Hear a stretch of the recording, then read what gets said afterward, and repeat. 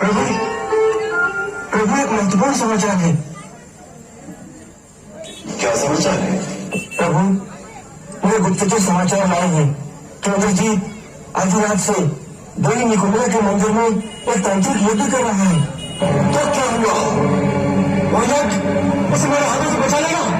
आप नहीं जानते लक्ष्मण भैया, यदि ये यज्ञ पूर्ण हो गया तो उसकी ज्वाला से एक दिव्य वृक्ष प्रकट होगा, और जब तक इंद्रजीत उस रथ में बैठा रहेगा तब तक इंद्रादि सभी देवता मिलकर भी उसे परास्त नहीं कर सकते। ये स्वयं ब्रह्मा जी का उसे वरदान है। प्रभु, ये अवसर है कि लक्ष्मण भैया अपने मुख्य योद्धाओं और सेना समेत उन पहाड़ों में स्थित निकुंभला के मंदिर पर इसी समय आक्रमण करें। मुझे जवाब दो दीजिए, आज मैं उस राक्षस कुमार की जीवन लीला समाप्त कर दूंगा। अवश्य, परंतु युद्ध बुद्धिमानी के साथ करना। उस महाभयंकर राक्षस की माया को मैं जानता हूं। वो ब्रह्मास्त्र का ज्ञाता है, बुद्धिमान और बड़ा मायावी होने के साथ साथ परमवीर भी है। इंद्रजीत जब रथ में बैठकर आकाश में विचरने लगता है तो बादलों में छिपे हुए सूर्य की भांति उसकी गति का कुछ पता ही नहीं चलता। इसलिए हे सामित्र, तुम वानराज सुग्रीव, हनुमान और जामवंत आदि सारे योद्धपतियों के साथ जाओ। निकुंभला का मंदिर जानने के लिए किसी गुप्तचर को भेजा। प्रभु, वहां पहुंचने का मार्ग बहुत लंबा और टेढ़ा मेढ़ा है, और जो मैं वो मार्ग जानता हूँ वो छोटा और गुप्त है, और लक्ष्मण को उस मार्ग से सेना समेत शीघ्र ही मैं पहुंचा दूंगा। भैया, आप निश्चिंत होकर हमें जाने की आज्ञा दें। हमें नहीं, तुम्हारे भरोसे पर भेज रहे हैं लक्ष्मण।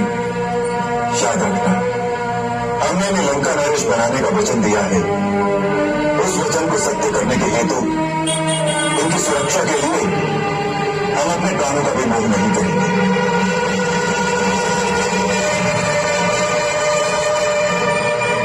भैया, मैं आपको चोरों की सौगंध उठा के कहता हूं, यदि आज मैंने मेघनाथ को वध नहीं किया तो मैं प्रभु कभी नहीं दिखाऊंगा।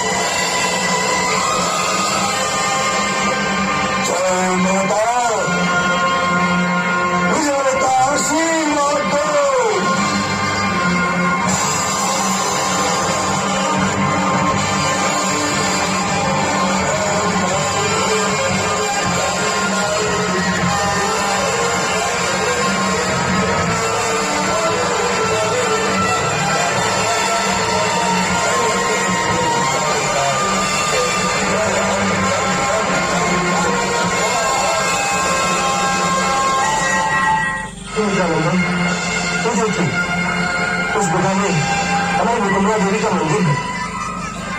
मंदिर बैठा है, उसका रथ बाहर खड़ा है, होम कर रहा है।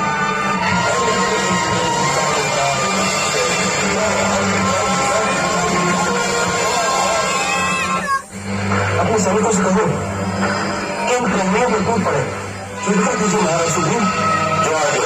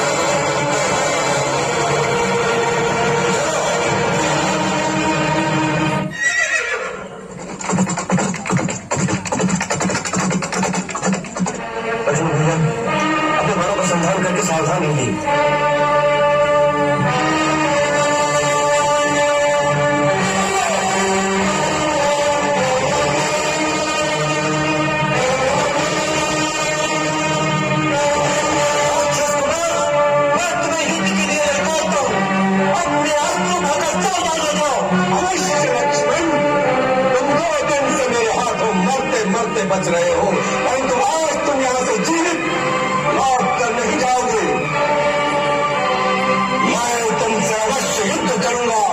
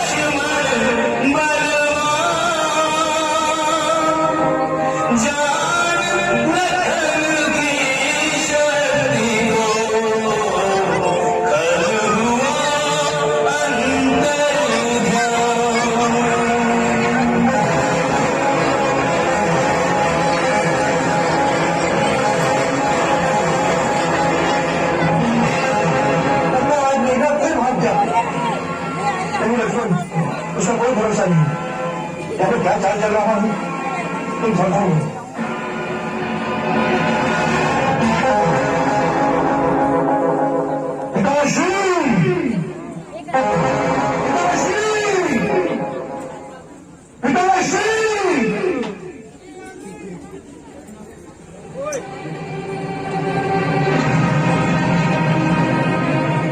इंद्रजीत, तुम्हारे शीघ्र चले आने से समझ गए तुम्हारा यज्ञ संपूर्ण नहीं हुआ, उसमें भी बाधा आ गई है।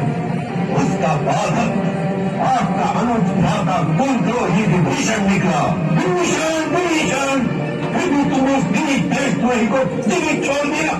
पिताश्री, मैंने उसी के लिए इतने दिनों से यम अस्त्र बचा कर रखा हुआ था।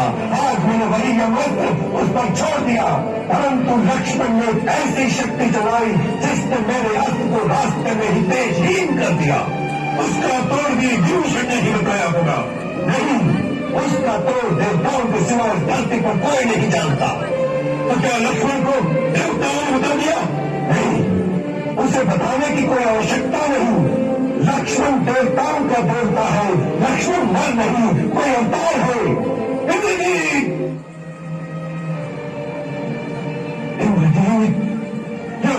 तुम बोल रहे हो या लक्ष्मण ने तुम पर कोई सम्मोहनत्व चढ़ाकर तुम्हारी मति को भ्रम में डाल दिया है, या लक्ष्मण के बाणों से पीड़ित होकर तुम युद्ध से भाग आए हो?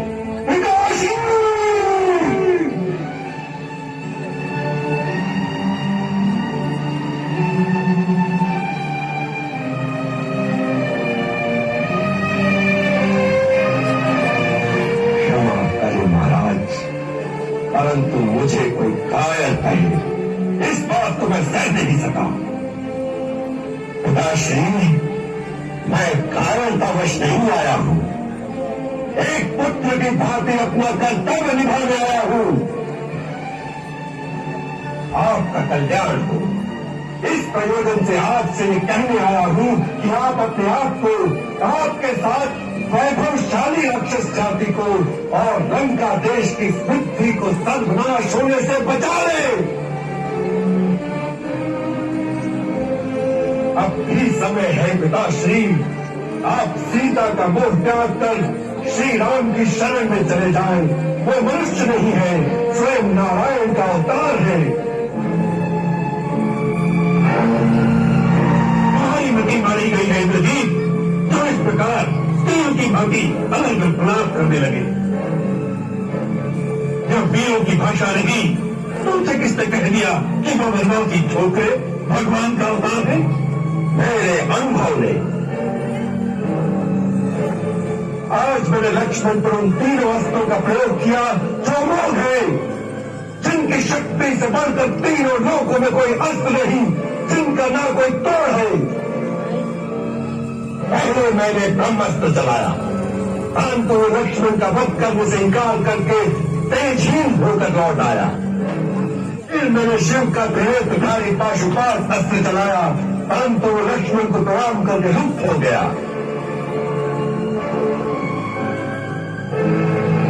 फिर मैंने भगवान नारायण का मोह चक्र, जो त्रिलोकी की अंतिम शक्ति है, उसे चलाया, परंतु नारायण चक्र लक्ष्मण की प्रदक्षिणा करके लौट आया। यह अंतिम प्रमाण था, जिसे देखकर मुझे विश्वास हो गया कि यह नर नहीं, स्वयं नारायण का अवतार है। और तुम अपने पिता को यह प्रवचन देने आ गए कि हे पिता, जो तुमने तीनों लोकों में अपने विजय का डंका बजाकर अखंड यश प्राप्त किया है, आज उस यश को धूल में मिलाकर दो वनवासी भिखारियों के चरणों में जाकर बैठ जाओ। क्षमा करें पिताश्री, मैं आपके अपमान के लिए नहीं, केवल आपके कल्याण के लिए ही ये बात करने आया हूं। जहां तक मेरा संबंध है, मैंने युद्ध शुरू कर दिया है। अब यहां से भागकर भगवान की शरण में जाने से भी अब यश ही मिलता है। इसलिए मैं वीर की भांति भगवान के हाथों मरने जाऊंगा। तुम्हारी जय हो इंद्रजीत।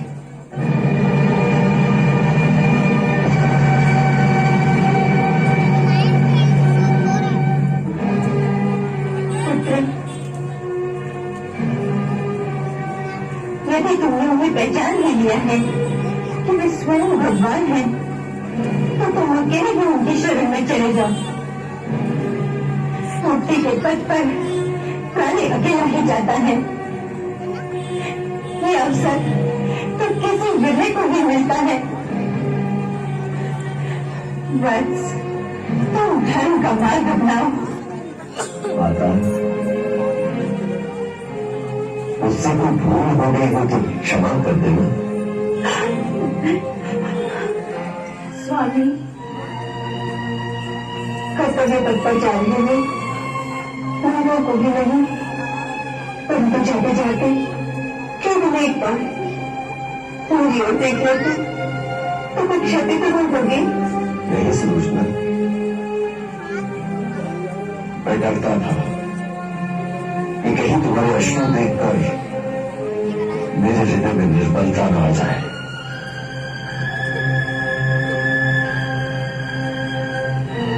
देख लीजिए, इन आंखों में कोई अश्रु नहीं।